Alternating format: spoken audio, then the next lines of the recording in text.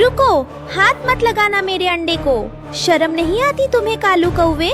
दूसरों का घोंसला उजाड़ते हुए जरा भी तरस नहीं आया? सुंदरवन जंगल में बहुत तेज ठंड पड़ रही थी। इस कड़ाके की ठंड में कालू कौवे के बेटे जग्गू को बहुत तेज सर्दी खांसी हो जाती है। वह रात भर सो नहीं पाता और खांसता रहता है। सुबह होते ही गोरी कवि जग्गू को लेकर डॉक्टर बुलबुल के पास पहुंचती है। डॉक्टर बुलबुल, देखिए ना, मेरे जग्गू को कल से बहुत तेज खांसी है। ठंड के मारे ये रात भर सो नहीं पाया। प्लीज इसे अच्छी सी दवा दे दीजिए। गोरी बहन, ठंड लगने की वजह से इसकी हालत खराब हुई है। मैंने दवा दे दी है, लेकिन याद रखना, दवा के साथ साथ 3 दिन तक रोज सुबह जग्गू को एक उबला हुआ अंडा भी खिलाना होगा, तभी इसके शरीर में ताकत आएगी। ठीक है डॉक्टर, मैं इसे रोज उबला हुआ अंडा दूंगी। गोरी कवि दवा लेकर घर आती है और अपने पति कालू कौवे पर चिल्लाने लगती है। कालू कौवा आराम से घोंसले में बैठा था। कालू जी, डॉक्टर ने कहा है कि जग्गू को ठीक करने के लिए 3 दिन तक रोज एक उबला हुआ अंडा देना है। जाओ जल्दी से बाजार जाकर चाचा कबूतर की दुकान से अंडा लेकर आओ। मगर गोरी, मेरे पास तो आज एक भी पैसा नहीं है, दुकान से अंडा कैसे लाऊं? मुझे कुछ नहीं पता, मेरा बेटा बीमार है और तुम्हारे पास पैसे नहीं है। तुम एक अंडा तक नहीं ला सकते। जाओ कहीं से भी अंडा लेकर आओ।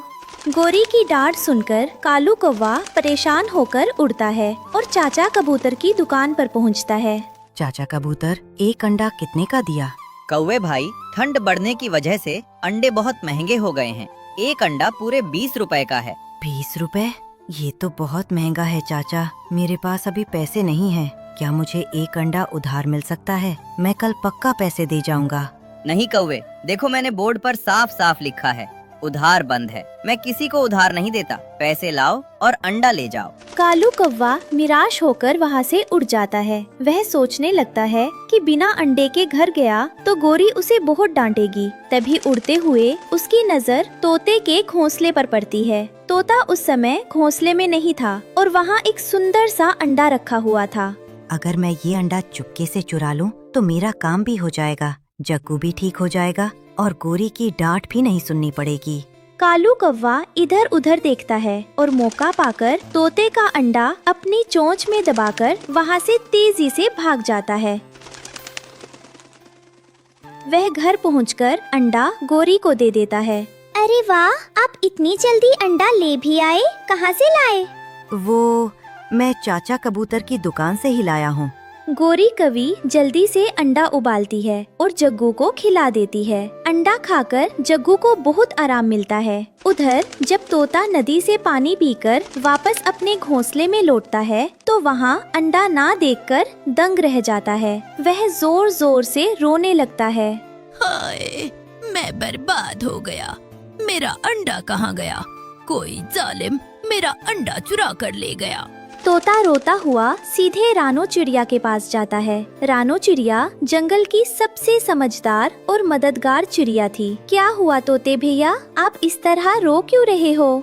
रानू बहन, मैं थोड़ी देर के लिए नदी पर पानी पीने गया था। जब वापस आया तो मेरा अंडा गायब था। हमारे जंगल में कोई अंडा चोर आ गया है। हमारे जंगल में तो आज तक कभी चोरी नहीं हुई। आप चिंता मत करो तोते भैया, मैं उस चोर को जरूर पकड़ूंगी।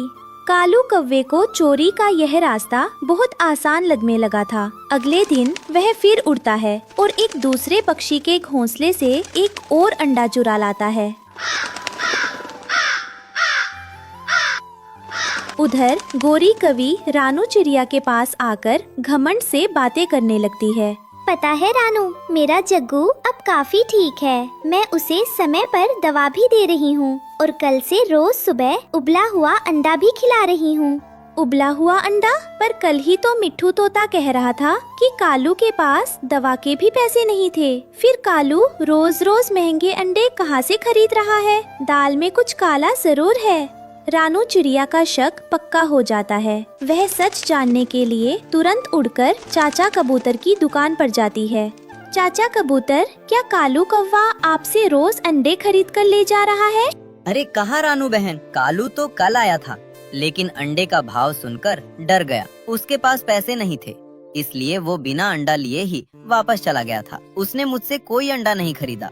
इसका मतलब मेरा शक बिल्कुल सही था। वो कालू कौवा ही चोर है, जो बाजार से अंडा खरीदने के बजाय गरीब पक्षियों के घोंसले उजाड़ रहा है। मुझे उसे रंगे हाथों पकड़ना होगा। अगले दिन सुबह रानू चिड़िया छुपकर कालू कौवे के घोंसले पर नजर रखती है।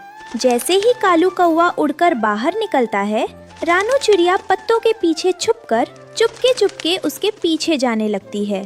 कालू कौवा पूरे जंगल में चक्कर लगाता है और अंत में वो सीधे रानू चिड़िया के ही घोंसले की तरफ मुड़ जाता है।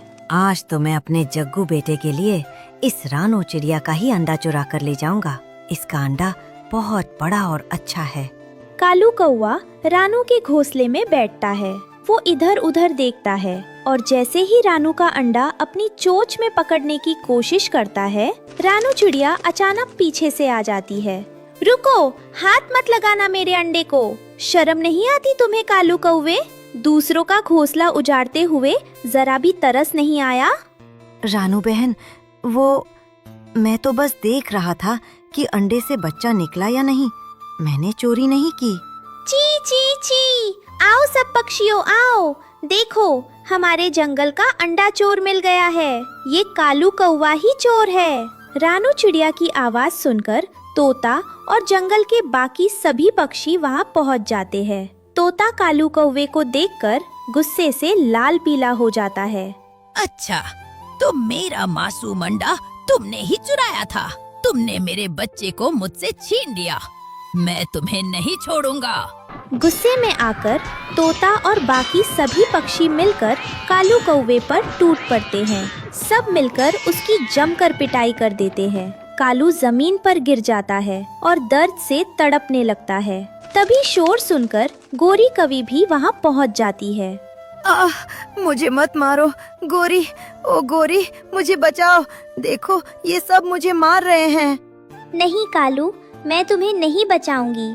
चंद रुपयों के लिए तुमने चोरी का रास्ता चुना और दूसरों के घर उजाड़ दिए। एक चोर की यही सजा होनी चाहिए। तुमने पूरे कौवा समाज का सिर शर्म से झुका दिया है। कालू कौवे को चोरी करने का बहुत ही भयानक और दर्दनाक सबक मिलता है। वो कान पकड़कर सबके सामने रोते हुए माफी मांगता है और कसम खाता है कि वो कभी किसी की चीज नहीं चुराएगा। जंगल के